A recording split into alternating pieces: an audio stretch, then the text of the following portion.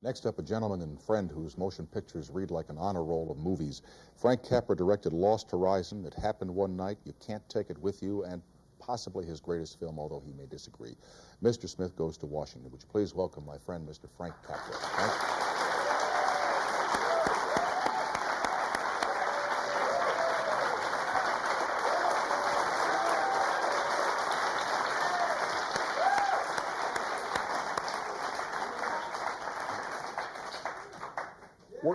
We're in a, yeah, Frank. Yeah.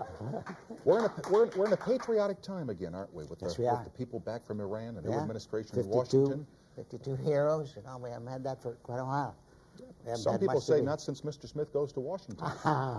Well, probably not. Probably not. Really, that's Many people don't know the hullabaloo that you created with that motion picture when it first came out, especially among some politicians who at the time thought they were serving the best interests of the people. Yes. Yes. Now, it's a strange thing with this film. We made it. It was an old book that somebody had written, and we got it out of the book, and we got the idea of out of the book. We made this thing, and we then get a notice from the, or a word from the writers in Washington. They'd like to see it. Could they possibly do the premiere? So I thought, boy, I don't know. These guys like to see it. So I said, if the officers see it first, fine. If you don't, so they had 3 officers saw it in New York. They liked it. Said we put it. Okay. So they. Now, before you go ahead, people got to know, for those few who may not have seen it, since audiences have a way of growing up and not seeing things, okay? Because we're going back some years, forgive me, my friend. Yeah. It's about a man who's appointed to fill the term of a dead, expired senator, and he goes to Washington, he discovers some corruption, and the story is built upon the framework of how he resolves the problem. So with that in mind. That's right. Thank you very much for that. Kind of dumb to sit here and tell Frank Capra what his movies are about, isn't it? Of course, I knew it, you know, but he didn't know. Have you seen that one yet? Anyhow, this picture is shown in Washington, and in a big auditorium, the women's auditorium, and everybody there was there. 4,000 people from all the big wigs came. Big, enormous. And as the picture played, boy, they start going out. You know, putting thumbs down. Pretty soon, half of the audience is gone before the picture's over with, and I took my wife. I said, "Let's get out of here because this is going to be bad." So we joined the crowd that was going out, saying we were doing this too, so they wouldn't recognize us. So we got outside, and there was a little guy who was out there to meet us, and he said, "Come on, well, you got to go to the press club." I said, "Oh, geez, we don't care. We got, yeah, they expect you." Well, they expected us, all right. And the minute we got in the, I got nothing but, oh God, it was the most awful beating I've ever taken. Hollywood lousy, Hollywood guys, those guys. How the hell can you do make a picture like this? It was. They didn't like it. They were upset at the fact. They were upset, and I'll tell you why I think they were upset. These writers were the elite, the guys with the cuffs, you know, like you got there, you know. Yeah, and they could make or break anything they wanted to. They could make. But now here comes the snot-nosed people from Hollywood, that lousy Hollywood, and it comes and makes it, and they see for the first time film power that is probably greater than their press power, and they don't like this. Why do you think people who write about television write bad about it? Because it has more power than they have, and they can't stand it. Yes. Okay. Yes. We agree. Okay. Anyhow, they give it hell. Now tell about when Ambassador. Wait a minute, I got to tell you. Okay. Yes, and the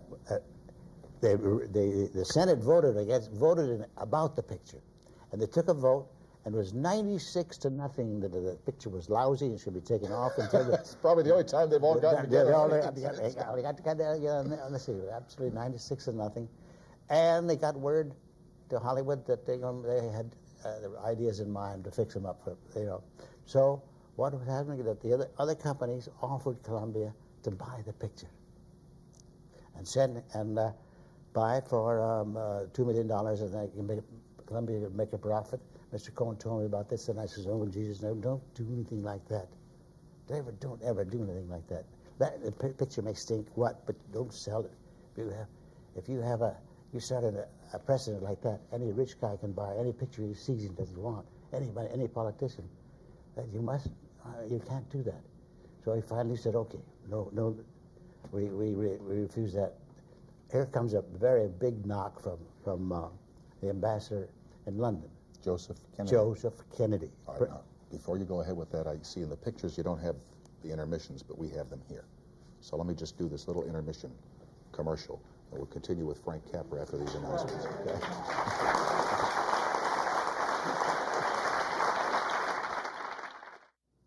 Back with Mr. Frank Capra. So now this picture has created a storm in the Congress, and people have offered to buy it from Mr. Harry Cohn of Columbia. Enter Joseph Kennedy, ambassador to England. Within a big telegram, cablegram. Just saw Mr. Smith go to Washington. Please do not play this picture in Europe. The war had started. The war had been about 2 or 3 months old. He says it'll be bad for the Allied morale. They'll think it's an Axis picture. They'll think it's a picture made in Berlin.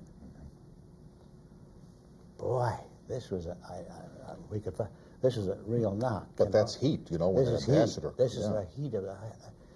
And so, Harry Cohn went white. I went whiter, and so what the hell do we do about this? He says, now what? Now what do we do? I says, we do the same damn thing. We tell the guy, no politician has a right to stop a picture any place. If ever give that precedent that they can stop a film from being shown here or being shown here or being shown any place, maybe the film is bad, maybe the film is terrible, but it should be shown. You cannot stop it on the word of a politician. Because if you let, bravo. Because you said to Cohn, if you let them stop one picture, they can stop anything that they want. They can stop anything they want. This is a precedent. And I begged him. He says, but this is the ambassador. So I said, I don't give a damn who he is. And maybe the picture is bad. But we got to live with it. But anyhow, he says, well, you handle it. So I got a lot of cutouts from what people were saying, all kinds of editorials. I got them all together and sent them a pile, sent them a nice letter, saying, "You're wrong, sir. People like this picture. This is a picture." And he sends back a letter saying, "Well, maybe I'm wrong, but I still think that it should not be shown in America. It should not be shown here. It's bad for the." Now, it was not bad for the Allied cause at all. 2 years later comes the climax of this thing. It'll prove the whole damn thing. I was in the Army, and my wife sends me a couple of reporters. One of them had the story about Vichy France. When the Germans went to these people of Vichy France that were under their dominations, told them no more Western pictures at all. Just as the last month, you got 1 month, 30 days. 30 days, after 30 days, all German pictures.